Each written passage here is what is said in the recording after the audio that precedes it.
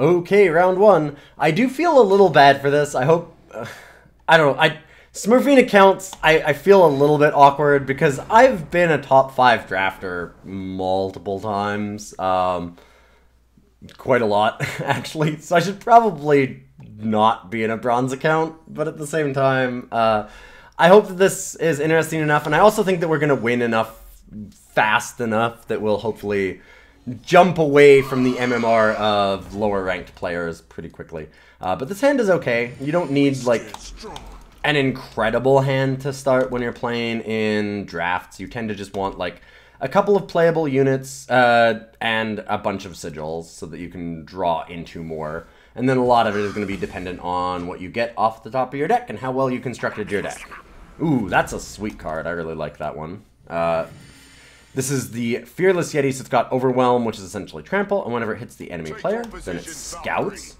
So they'll be able to look at the top card of their library and decide whether to put it on the top or bottom. We're just going to hold back. We really need to find another Valkyrie. Oh, wow. So it gets unblockable for a turn. We're just going to have to take it. It loses unblockability next turn, so at least there's that. And we will be able to Strength of Many, so that might help us as well. And hopefully we find... Ooh. If only we could do that, but we cannot.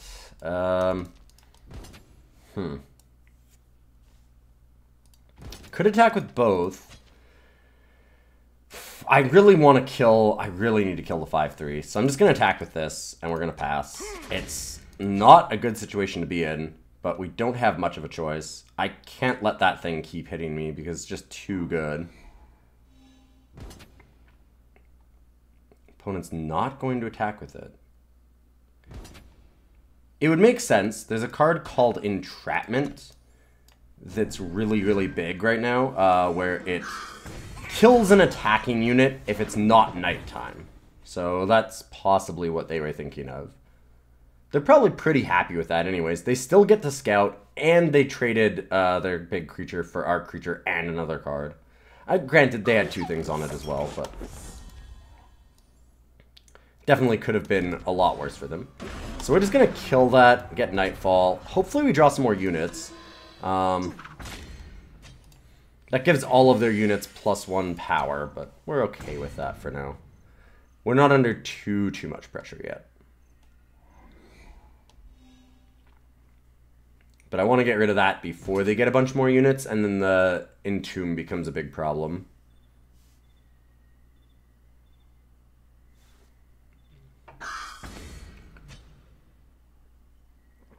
What we really need is another Valkyrie.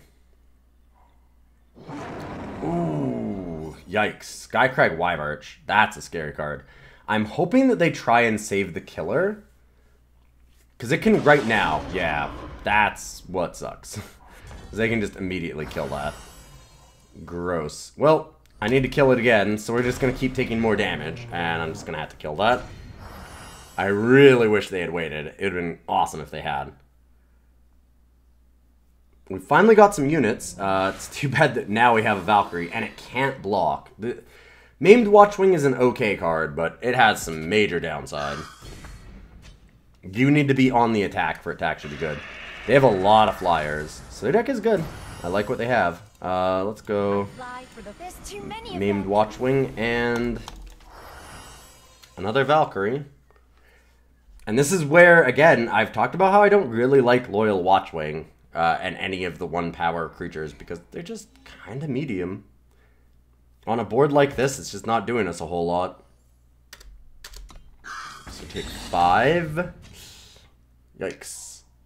Jotun Punter. Oh, wow, that card is good. So this card's really, really scary if you have Yeti. You can exhaust it and give +4 power to any Yeti and give it flying. And then at the end of the turn, you don't even kill the Yeti, you just stun it. So... very, very powerful card. I like it a lot. And we're going to die if I attack, so we have to just do this. That one can't block, so it might as well attack. And we'll just block. We can use the Copperhall Porter to chump block here and be able to get the Emerald Spear online. Not sure that that's going to save us in any way, but at least it's a possibility.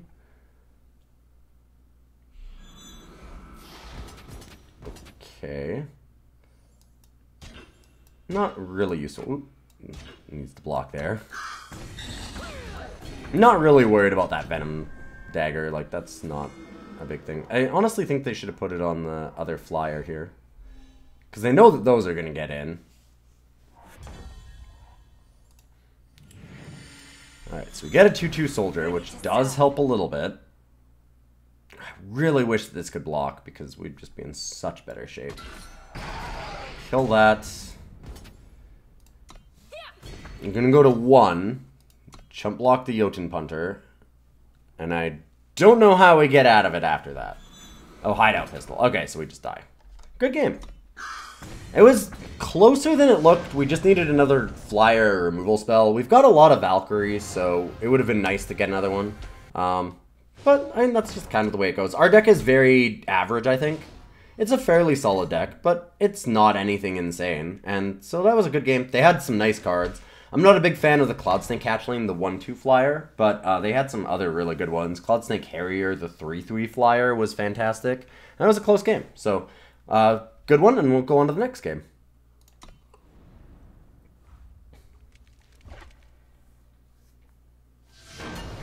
Okay, well, that was game 2. Win a game in 4 turns or less. Easy. Our hand looked good. Cool.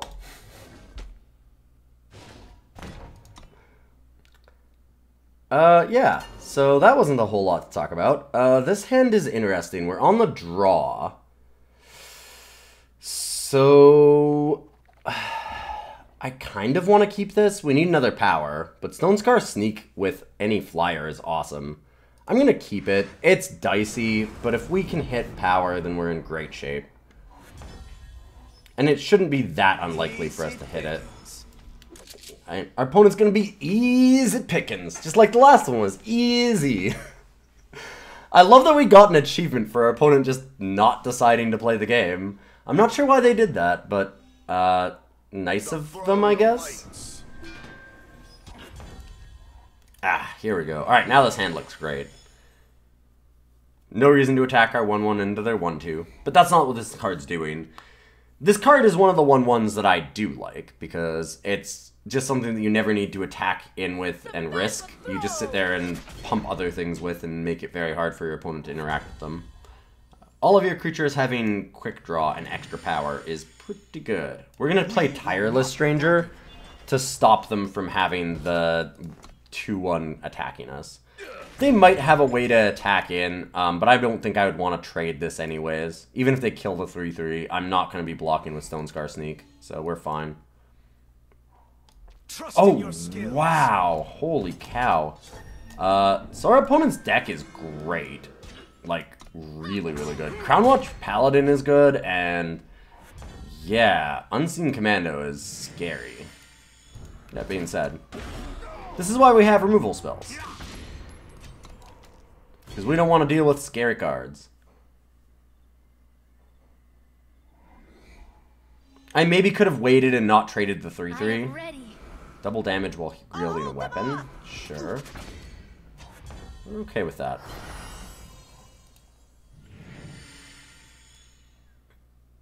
These wings suit me just. These are a lot more reasonable for us. We'll just pass.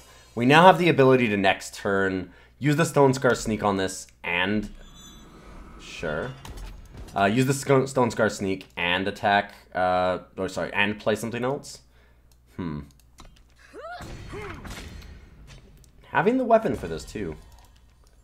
Oh, nice. Well...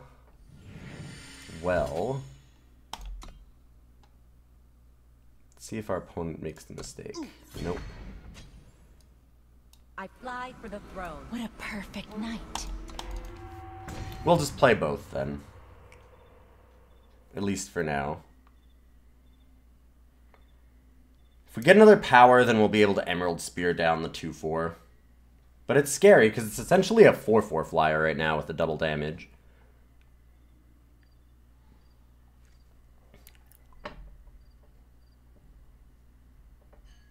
They've had some really powerful effects. Some cards that I'm not super big on, but they've had the right cards to go with them. Valkyrie Cadet's really Not great unless you have a weapon immediately to go with it, but they've had it. And same with the Vampire Protector. Vampire Protector is one of those cards that it's hard to get enough Valkyries to make it worthwhile. Our deck has the same problem, though. We went deep in the Valkyrie tank, and I don't know that I love that. Surprised that they only attacked at that. And then they hit the 1/1. Huh. Sure. Really too bad that we didn't hit a power there. Desperately want to. So we're just going to do this. Yep. Please block. Darn. Well, still going to use this. We'll be able to play Stranger and Inspire. We want to keep our Valkyrie alive is the thing. Ready to serve.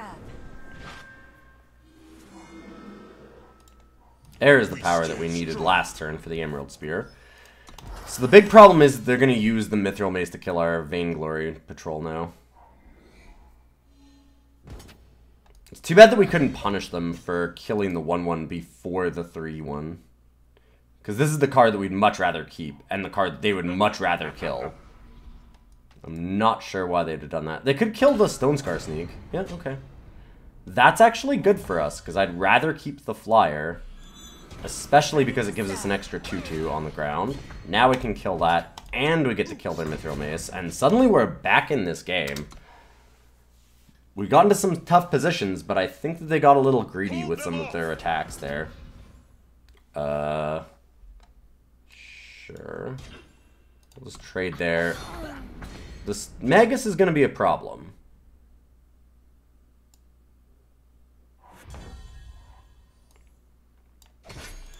But we can stun it, play another Valkyrie, attack the 7/4, and pass.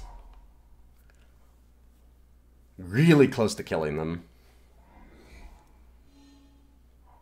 I must defend. That was a very good hit for them.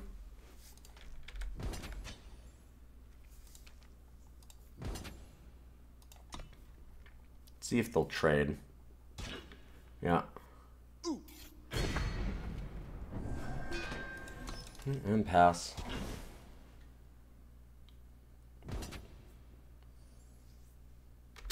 I'm gonna be real close and go down to just having 2 life. More power is not what we needed. 2 power draws in a row there, I think, kills us. Because now we're stuck passing. They should attack with everything, still. I guess that it's fine. We'd have just gone to 1, but...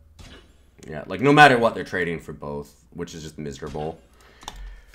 Nothing we can do about it. Just didn't draw the cards that we needed again. Tough one. This is a really tough loss. We got that opening because our opponent didn't do things properly, but then we lost anyways, which is just a hard thing to have happen. But, that does certainly happen. They drew a couple cards at the end there that just changed around. We were in a deep hole, so we had to dig ourselves out. And our opponent wasn't, so we got the option to get back into it because of how greedy they were with the Mithril Mace, but at the same time, we, weren't able to capitalize on it. They were a long ways ahead in the game at that point, and they top decked a couple more cards that were really, really useful. We ended up drawing a bunch of power cards, so just one of those games where it kind of slipped away even when we got that opening. Let's go for game number 4. Well, this is a really, really tough hand, because we can't play any of our cards except for Vainglory Patrol. That's way too late. Let's just redraw it. Hopefully we have a good hand this time. This one's good. This actually seems like the best hand that we've had so far. We've had a lot of trouble. A lot of trouble. Alright, and this is looking good. We needed a lot more removal in our deck, I think. Although we haven't seen any of the removal that we do have, or any of the combat tricks. Because we do have more than what it seemed, but we just can't seem to draw them. Young Gun is interesting. That's probably a sign that they have a lot of weapons, or just like rallies and other aggro cards. Yeah, so they're going to be Praxis. Yep, there we go. So they're going to be exceptionally aggressive, which makes our Nightfall a little bit scary to use. I want to put down the most damage as fast as possible, so I'm going to play this Stranger. It also gives us the better blocker if they play something else with haste. Stuck taking 3. Bane Sarasar. That's a lot of damage very fast. It's a good card. Ooh, I like Extinguish, though. So it does make the Bane Sarasar larger for longer, because I actually think that I killed a 3-1 quick draw. I mean, I could kill the Bane Sarasar. I don't think it's necessary. I just realized that we had Lifesteal in this deck, too. Forgot that we had the 2 Spirit Blade Stalkers. We haven't seen them. Alright, this seems fine. We'll be taking 4, but we're sending 4 as well. And we'll be able to play more things. We could chump block if we need to, so we're in okay shape.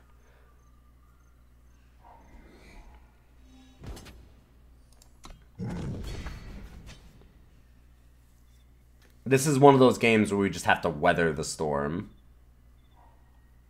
Ooh, that's such a good hit there for them. So this is just very power. Like, it's got a lot of attack power and quick draw when it sparks, which makes it very, very tough. My oath is true. It's a hard card for us to beat right now. So we're going to attack with this, make it a 4-4. They might trade. Boy, would I love for them to trade. Okay, good. I was going to hold this back to chump block even, honestly. Because we're in that kind of a position. We might still just chump block, honestly. I have a lot of cards in hand still, too. Okay. Stop that from flying. And double block for us.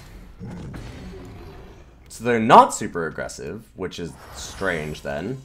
They either had a weird hand, a very good hand, or both. Or this is just like one of the only top end cards that they have, which is very possible. Good news is, though, we're still in a position where we can race because of the flyers that we have and the Peacekeeper prod. Peacekeeper prod does a lot to change things. That's pretty big. Okay, yeah, this is a little bit stranger than I thought it would be. I'm gonna...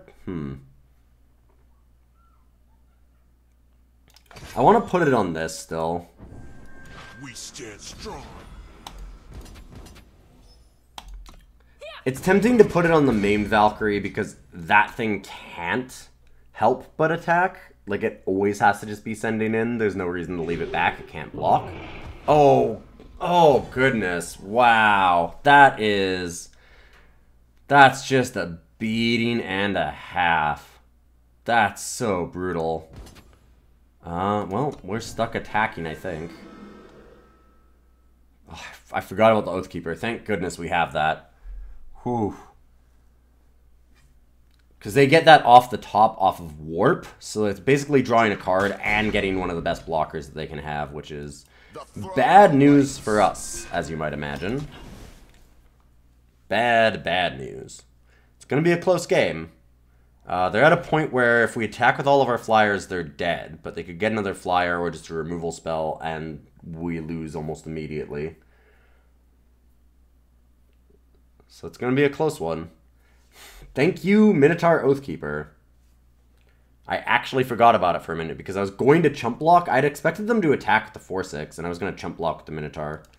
And so my mind just went to that already. Oh, wow. That was a nail-biter. That Pouncing Drake was incredibly well-timed. Almost enough that I thought we were just going to lose it immediately on that swing. But... managed to get there. We're pulling it back. Alright, sweet. So, this is where we were talking about how much value you get out of doing draft. We paid 5,000 gold in, and you get 4 packs, and now we have another pack from a gold chest. So, just 2 wins, we get a gold chest. 3 wins, we get another one. So, it's pretty easy to get your value back out of the draft. You don't have to do particularly well, so I would definitely recommend doing it. I also happen to just love draft. Draft is really, really fun. It's a fantastic way to play the game, and I'd highly recommend it. So let's go to game 4, or 5. 5 now.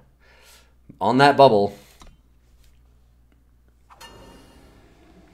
Okay, this is a good hand. We finally have that Spirit Blade Stalker that I really wanted.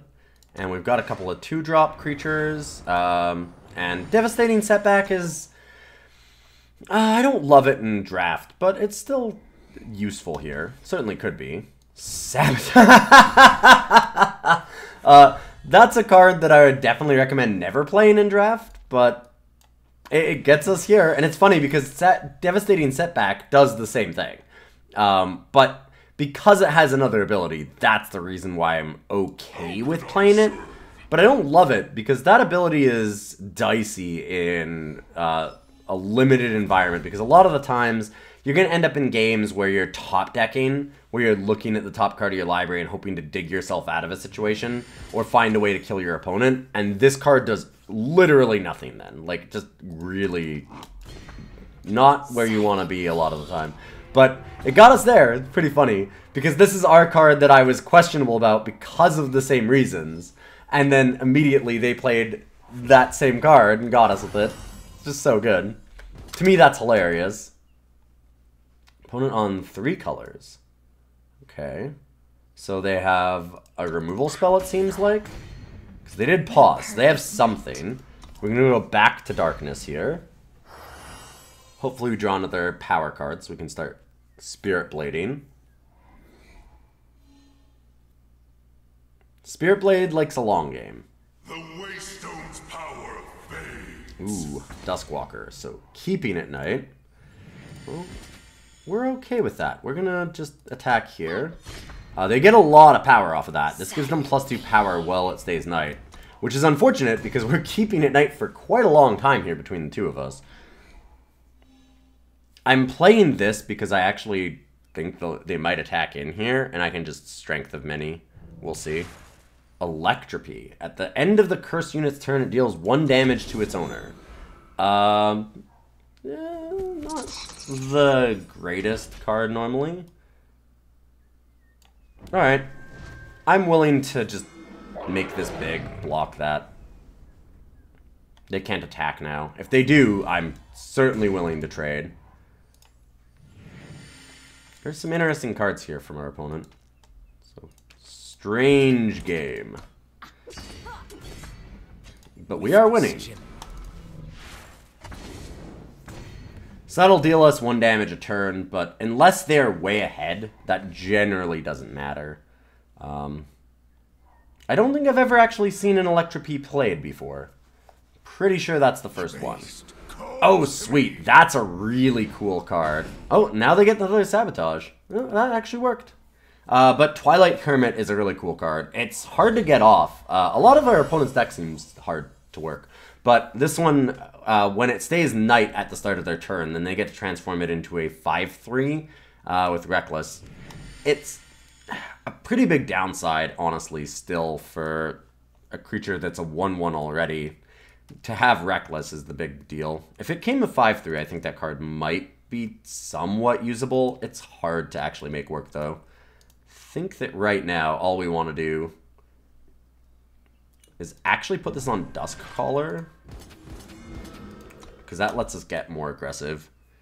We're already dealing in the 2 unblockable damage. Now they have to deal with not only the unblockable units, but also with this 4/3, which means they probably need to block with the 4/3 themselves, and then we can get in with more creatures. Just kind of try and snowball this a little bit. Envelop. Sure. Alright. Good news is it stays a 4/3 lifelink, so it's not that bad for us. Bad news is that it would turn their creature into a... yeah, I will double block that for sure. It'll turn their 1/1 into a 5/3 if we do it. I'm not sure that I care about that because it has to attack. So it's not as big of a deal.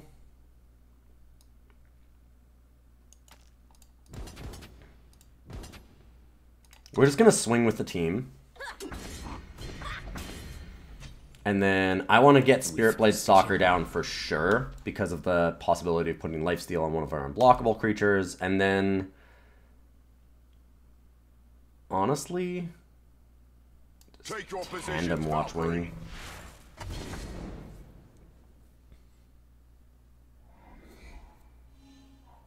This'll do the trick. Trailmaker to get another color. Attacking with, I was gonna say, attacking with the 1/1 would be strange. Sure. That's pretty cool, because they get the creature to block this. Let's go Inspire and see if we can hit a Valkyrie so we can attack in with that 3/2. Oh, there we go. Take your positions, Valkyrie. Spears. That's pretty sweet.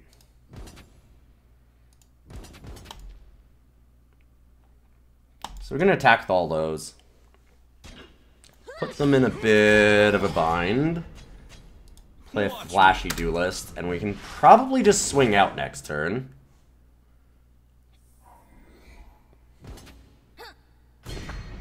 It's going to get close. Cabal Rogue is a thing. Okay. They don't have any way to stop us, and we get there. Woo! Alright. Now we're on a roll. We're starting to pop off. Okay, so I think that now that we're done our placement ones, so it's just going to say, as you play ranked games, you'll gain and lose points based on your current matchmaking rating. So that's MMR. When you reach 100 points, you level up into the next league. The better you get, the faster you'll be able to move up. So, cool. I'm going to keep this. So now we're in bronze, and we're able to start trying to level ourselves up a little bit. At the end of each Season 2, we get extra bonus rewards for being at higher levels. The throne awaits. I'm going to start off with that. That was actually a really bad play. I should have definitely slammed the Flashy Duelist. I didn't pay attention to what I drew.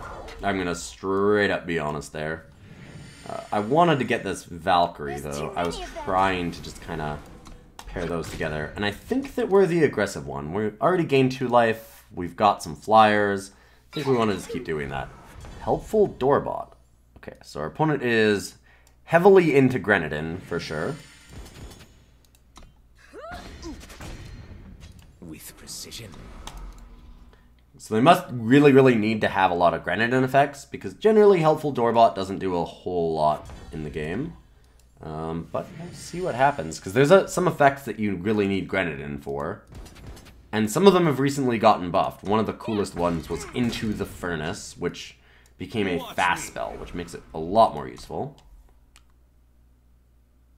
Our opponent's also really stuck on their power. Ah, there we go. Hero of the People.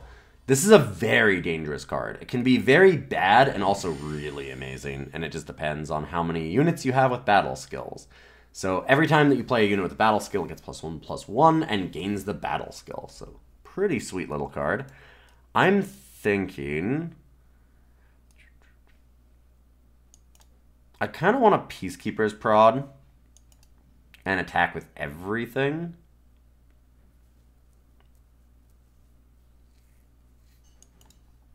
Or, actually, could do this.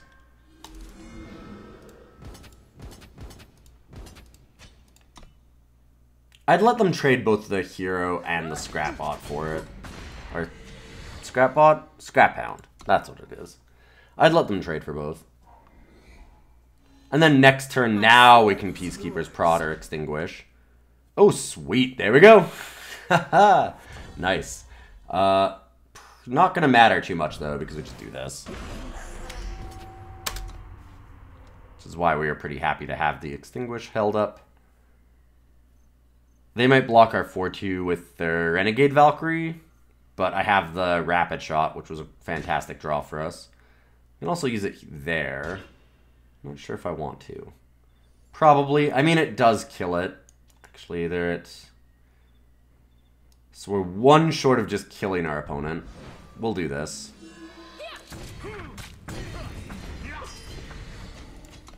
Less flyers is probably good enough. We've got Peacekeeper's Prod next turn anyways. I doubt there's any way that they can get out of this. They just had some power trouble at the start, and I don't think they're going to be able to recover from it. Another 0-3 helpful Doorbot. They'll get themselves a real big 6-6 on the ground. But ultimately, it won't matter. Yeah. We'd be able to stun it and just keep attacking in. So there we go. Sitting at 4 and 2. Whew. Skating by on the skin of our teeth. Only 3 to go. Okay. Too bad that we have to use the Amethyst Monument right away, but other than that, this hand seems fine. I think I keep it. It does need to draw power, which is certainly scary. Because if we don't draw any power in this hand, it can be a problem. But we have the Unseen Agent to get there, so I think we're fine. Because that'll give us Nightfall, which is an extra card. A decent chance that we get it. I wanted to play this first because if we do draw power, having 3 attack is awesome. Take your positions, Valkyrie. And now we're just going to play for making our mana the most efficient. So we're going to get our 3-drop out. If we draw another power, then it's going to be really incredible because we can drop either Soaring Guard and an Unseen Agent, or just Vainglory Patrol and pair up this Valkyrie with an ally. Keep pressuring our opponent here. This is a nice aggressive hand, and we've got the Unseen Agent to deal unblockable damage for a long time after, if they do manage to get some blockers out here. The rebellion lives on! Ooh, wow. Nice. That is a card. So that's a really sweet one. When it attacks, if it's wielding a weapon, they get +2 power, and it gets double damage if you have another gunslinger. Oh, I need to trigger the ally first. Spears! Sometimes it's hard to remember that you should play your units first, because a lot of the times you want to pretend that you're holding up a trick. But with the ally in particular, you need to do this. Okay, cool. I'm glad that they're trading that, because that means they don't have a whole lot to stop us, and they're just trying to stay alive. I'd rather have them in that position than in a position where they think they can trade. Just fine. Okay, that's a good one. Trade for our 3-2. But we get to keep attacking. They're still stuck just trading with us.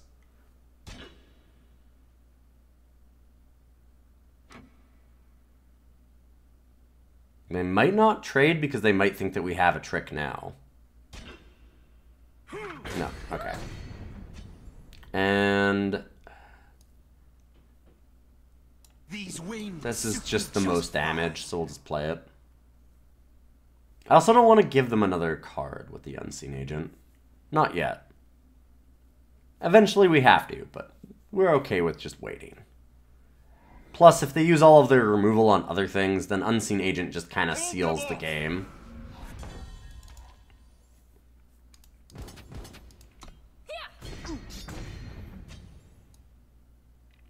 I'm gonna Roost Stranger and Soaring Guard, because then we can double block this 1-3. It seems like they have a weapon, though. I wouldn't be surprised if they have an attachment here, because they made it seem like they really wanted to keep this around to try and put something on it, probably, and attack us back. So I'm kind of worried about that. They didn't do anything. So I guess I'm wrong. Oh, no, we had Nightfall, too. Well, I could have played around that, and I didn't think about it. That's a bad move for me. Do I want to put Nightfall again, or do I just want to have the power again?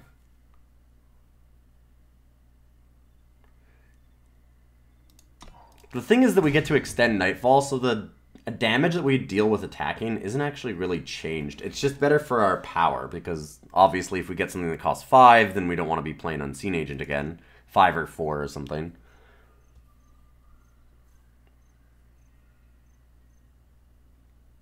But yeah, that's unfortunate, because I could have definitely played around Enchantment.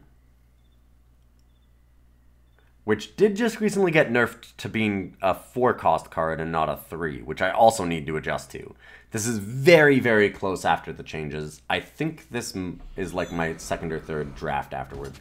Yep, I knew they had something big. There it is. Ouch. Well, well, well. That sure changes things, doesn't it? Take your position. Silently. Spears. So we'll attack with this.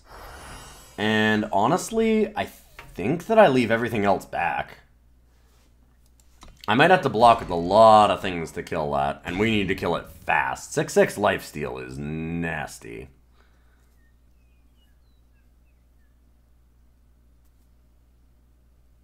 Just hoping that they don't have too many more things to put on it or any more removal spells or tricks. Because that's the big problem.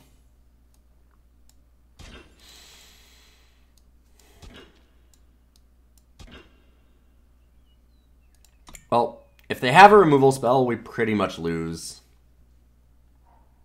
And they do. Ugh. But I lose anyways. Like, I can't really race it. It's just too much damage. They never stood a chance. Yeah, and we don't have any good way to kill that. Sadly. That would have been interesting. But, I mean, it wouldn't have done anything to Showdown because it gives it invulnerability. Yeah.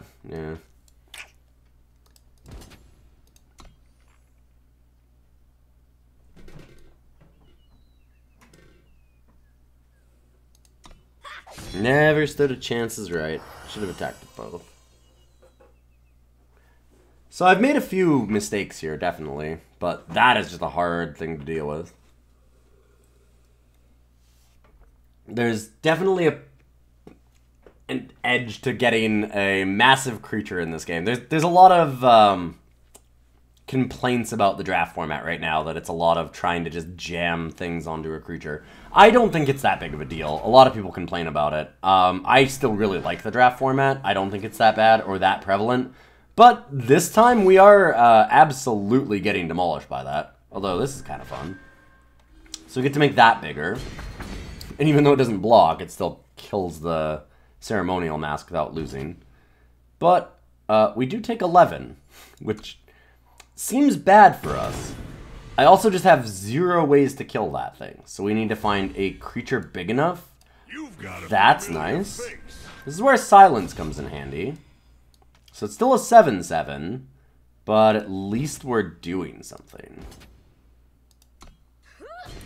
Now we can deal some damage, which is advantageous.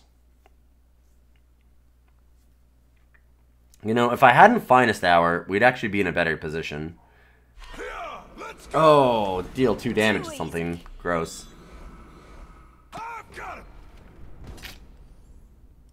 Well, it looks like that's the end. There's too many of them. Yep. Take your positions, Valkyrie. Since we can't block, there's no way that we can block enough damage to live. This being unable to block just means that we die. Leave no one standing. Cool game, though. Burning Glaive can be a big problem on certain creatures. I've never really liked it that much because it's just so expensive, but I should probably adjust it. We've talked about it before on stream, but we did pretty good. We had a rocky start to this draft, but we certainly did a lot better afterwards, and we get our diamond chest for completing our first draft, which is a lot of gold and a pack and some cards. Now we get to claim, and we even get maximum value because what we can do is hope to get as many of these upgrade as possible. There's a random chance that these will upgrade to diamond chests, so boom, nailed it. 4-3 our first draft, and no upgrades, but 3 packs. So we got 3 extra packs, 4 for drafting, and we also got the diamond chest for the quest that we had for drafting. So that leaves us with a bunch of extra packs, which should leave us with more than enough to make our decks that we talked about at the start, our Gauntlet and Ranked account. So let's just see how much we end up with. Alright, so ultimately we ended up with 6,300 Shiftstone, which is, we need 9,000 for the ranked deck, and we need 7,300 for this deck right now. But We also have some legends that I opened up doing some gauntlets. So we can destroy the Kennel Master. We don't need this card. Leave a Witness is actually somewhat useful, like it's possible that it is. Great Kiln Titan can definitely be useful, so I don't really want to do those. So why don't we look at our rares, see what we have. I don't like dusting, like I said, I tend not to like overdusting. Ooh, I do like getting rid of shiny cards though. I know that a lot of people don't, but they're just worth so much value and you don't really care about them. Also, Hunting Teriax is not a card that we're going to worry about making. It's just not really useful for any decks, so that brings us pretty close to making both of the decks. Definitely enough for this one, so there we go. And we now have our Gauntlet Week 2 deck, which I've put in the description below, so you can check that out there. I've also put it up on EternalWarcry.com, so you can always check it out on Eternal Warcry. And I am going to grind a little bit more Gauntlet and try and make it all the way up to Masters for next time with that list. And next week, we're going to be doing actual ranked games. So I did make a minor adjustment based on Notorious GHP's comment in the section. I was actually thinking about it beforehand anyways, but Notorious was right. He posted a comment in the last video where he was talking about how we're going to limit ourselves to 10. And I was doing that to make it more accurate for somebody who's very casual with the game. So he was only doing a few games a week. But I think that most people would play more than that. I'm underestimating vastly, I think, how much time has quite literally been flushed down the mobile gaming portion of Eternal's player base. So I think that probably we're going to go more 15 games a week. So that way we're playing a little bit more than 2 games a day.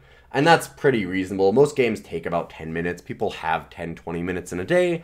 And, you know, they have various rest times at which they can pull out their phone, play a game or two, and then just kind of move on. So I feel like that's pretty accurate for what a lot of people would do, even casually.